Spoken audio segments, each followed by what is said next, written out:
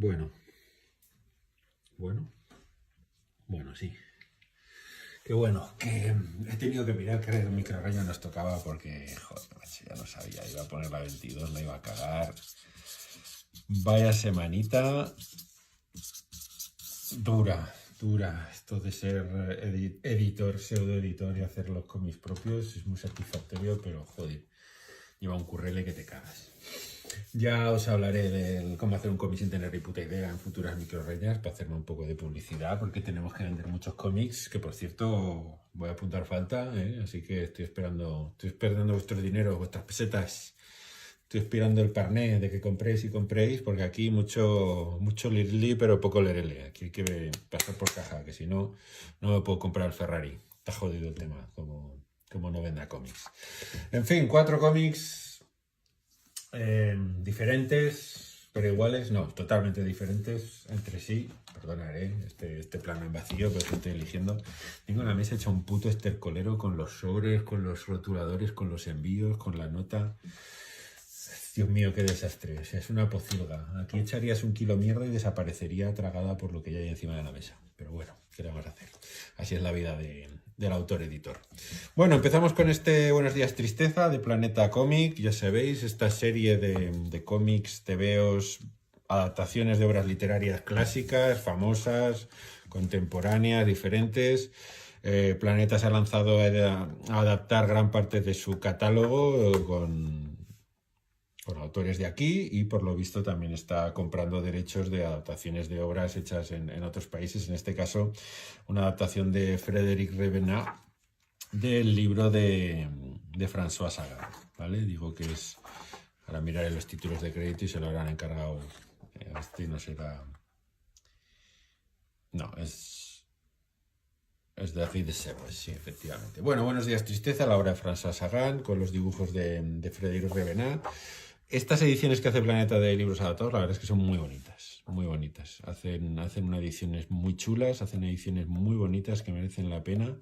Y en este caso, bueno, los que os hayáis leído el libro podréis comparar. Yo no lo he hecho, solo me he leído el cómic, pero la verdad es que me ha gustado mucho la elegancia del dibujo de Frédéric Revenat y luego el tipo de personajes que retrata, que son personajes que a mí me gustan porque son personajes totalmente execrables, personajes que bueno, por lo menos al principio parece que tienen no una moral distraída, sino que son totalmente esclavos de sus pulsiones hasta el punto en el que no les importa joder la vida a todo el mundo por satisfacer sus deseos y sobre todo por mantener un status quo en el que se sienten cómodos y en el que con su manera de vivir pues se creen más guays y más cools que nadie y al final no dejan de ser unos desgraciados. Muy bonito el cómic, a mí me ha gustado mucho cómo cuenta la historia, cómo adapta el libro. Ya os digo, entran ganas de leerse el Buenos Días Tristeza para ver hasta qué punto la adaptación es fiel, es digna, es fidedigna, así que los que os hayáis leído el libro pues podéis ir a por esta adaptación sin problemas, porque además de ser un libro muy chulo, muy bonito, es una adaptación que merece la pena.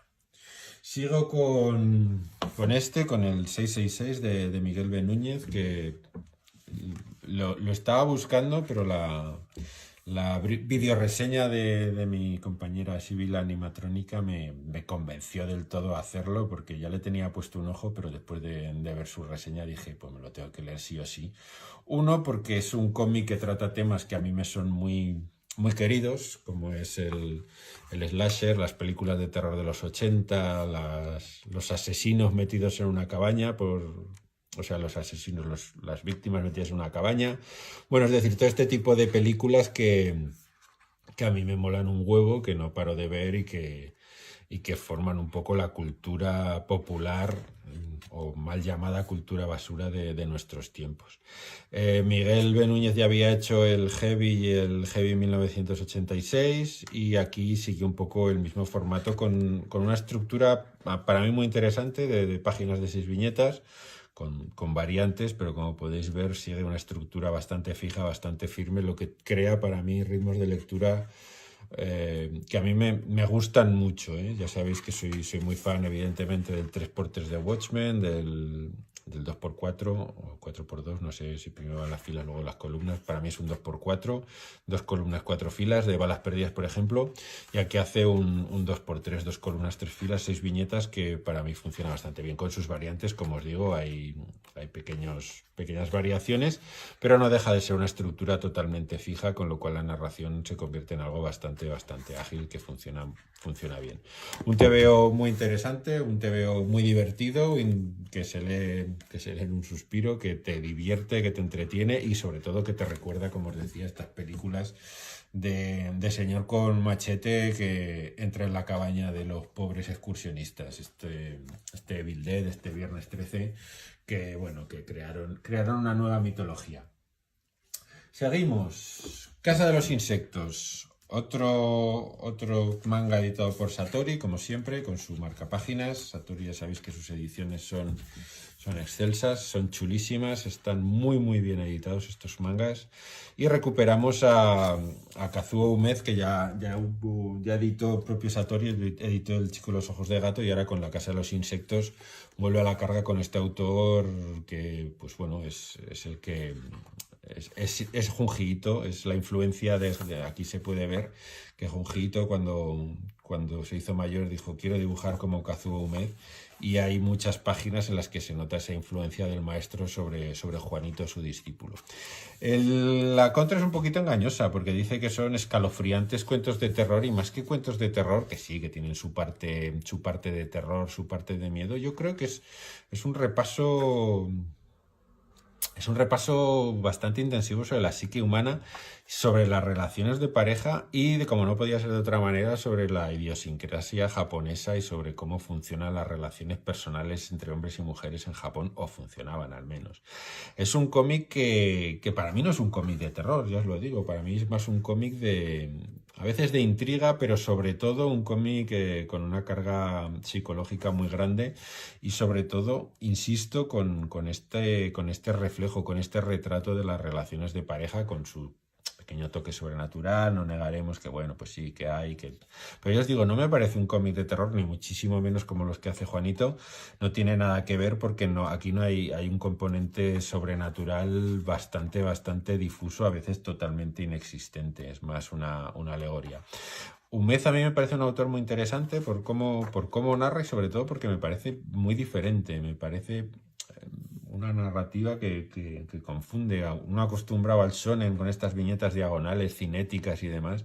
La narración de Umed se basa, como veis, en viñetas muy rectilíneas, casi un estilo francés, podríamos decir, de cómic franco-belga, con viñetas muy regulares, muy cuadradas, con una narración a veces sobrecargadísima de viñetas. Podéis ver aquí hay 12 viñetas en esta historia, en la que es una locura. Pero es un autor que es muy interesante. Me ha parecido mucho más interesante que Vox, el manga que comenté antes. No me voy a recordar el nombre del japonés, porque se me acuesta con los nombres en español, como para darme un nombre en japonés, eso sí que para mí es totalmente imposible. Pero bueno, este caso, La casa de los insectos, ya os digo, si vais buscando un cómic de terror, para mí no es un cómic de terror, ni muchísimo menos. No produce esta desazón que produce Juanito, ni estas historias de terror con fantasmas, con monstruos, con cosas extrañas, sino que es más un cómic pues eso, de relaciones y de personajes torturados que discurren por la vida. Y acabamos con el cuarto cómic de hoy, tercero en la saga de García. Ya sabéis, la serie de Santiago García y de Luis Bustos, con su lomo morado. El primero era rojo, el segundo amarillo, el tercero había dudas que harán la bandera de España, la bandera republicana. Efectivamente han hecho un tomo morado para hacer la bandera republicana. García es yo diría es una reinvención, de una mezcla del Capitán América y Roberto Alcázar y Pedrín. ¿Qué habría pasado si Roberto Alcázar hubiera sido congelado en el tiempo como el Capitán América y despertara en nuestros días?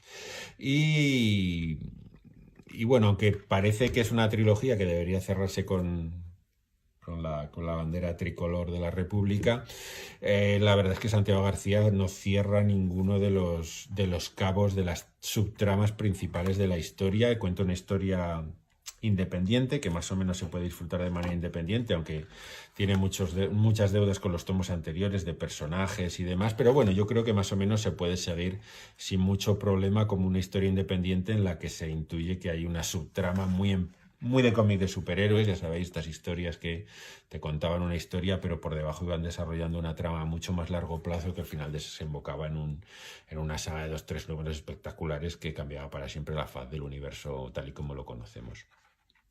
El punto fuente de García, el guión está bien, tiene cosas que a mí no me acaban de convencer, pero bueno, funciona de maravilla y sobre todo se apoya en un sobresaliente Luis Bustos, que como dibujante es de lo mejorcito que hay ahora mismo en España. Solo tenéis que ver su fariña para daros cuenta del talento inmenso que tiene Luis, que me parece uno de los mejores dibujantes que tenemos ahora mismo en España y que en este tercer volumen de García se sale absolutamente. La primera escena en el AVE es gloria pura, es una delicia, es una auténtica pasada y me mola muchísimo. Así que tercer tomo de una serie que hay que leerse, una serie muy interesante, con un personaje que desde mi punto de vista pijamero podría seguir otros derroteros, pero que, como os digo, muy interesante, con un sobresaliente Luis Bustos, que para mí es uno de los titanes que hay ahora mismo de la ilustración española.